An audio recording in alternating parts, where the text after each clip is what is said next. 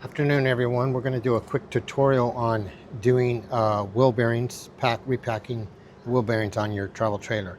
You should be doing this about every 3,000 miles. Always also at that time it's a good idea to rotate your wheels because they should be done about every 3,000 miles as well. It's very important to rotate your wheels. Sometimes the inner tread on your rear, if you have tandem axles, will get worn. If you don't rotate them, that tire is going to wear unevenly. So let's get started. We'll show you what we're working with. So here, as you see, we got our Jayco 19 MRK. We got the lugs already loose. We got the jack stand in place. We're using right here, as you can see, it's a the brand of it's Unijack. We're not supporting them or anything, but the nice thing about this is it has a built-in bottle jack, the jack stand. And when you jack it up, you're going to see this lever go down and click into place. You want to get your wheels off the ground and make sure that's clicked into place, because if something happens to the bottle jack and it blows a leak or something, it's going to work as a traditional jack stand and still hold your trailer in place. Now, as you can see on the other side, I have the landing gear down. We're going to leave those down because it's going to make it easier to jack this side up. So once we get the wheels zipped off, I already got the lug nuts loose. We're going to get those off real quick and show you how easy it is to lube your wheel bearings with the Easy Lube system. Now keep in mind, this is not going to replace inspecting your bearings every few times you do it. Probably every 3 or 4 times. You should also go in and inspect your bearings, make sure they're not worn. That's a good idea because this is only going to keep them lubed and keep them maintained. But you still need to do the inspection on the bearings every once in a while because they will wear. So let's get started. All right, as you can see, I got the jack in the jack position, so we can move the wheels and get them off. Now, once again, like I stated, on this jack, a nice feature is it's got this safety in it.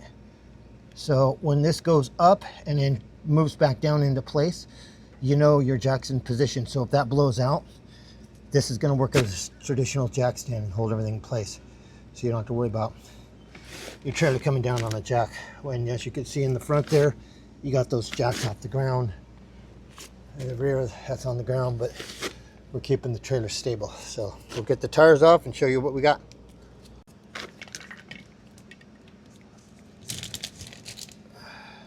Okay everyone, I put a secondary jack as a backup on the axle. I was having a little hard time getting the other one locked into place. So just for extra security, I put a second jack stand on the rear axle here.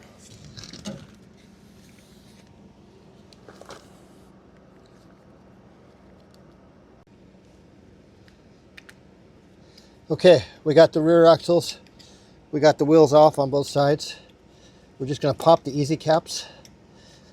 It's that simple. It's just getting our little screwdriver under there and popping those loose on both sides. I'll pop those loose and we're ready for our Easy Lube. I'll show you how that goes.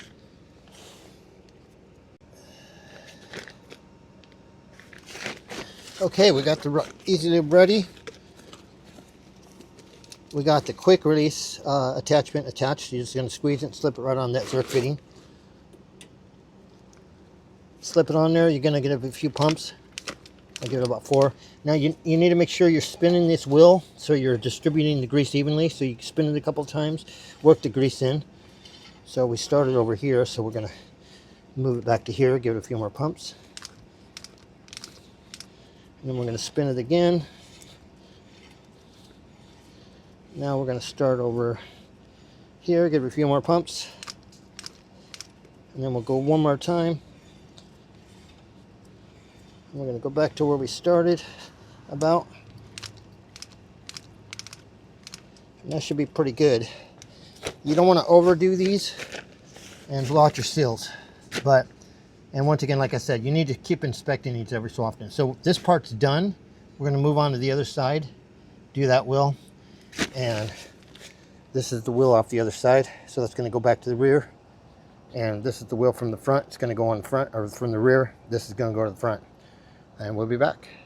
Okay, we're on to the front axle lube. We've already done the other side, so we're just covering this side now. And this is the tire that was on the rear axle, and we're moving it to the front. We've already taken the tire that was off here and moved it to the rear. So we've already rotated the tires and lubricated the axles both at the same time and our 3,000 mile marker. So we'll lube this side. The Easy Lube. Get it down there. Give it 3 pumps. Rotate it.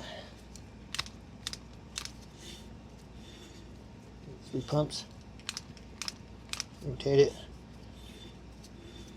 3 pumps. Rotate it.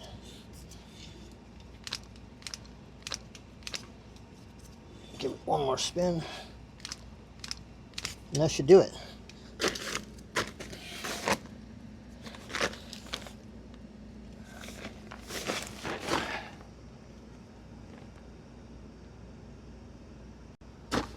Okay everyone, that's going to wrap it up for this tutorial.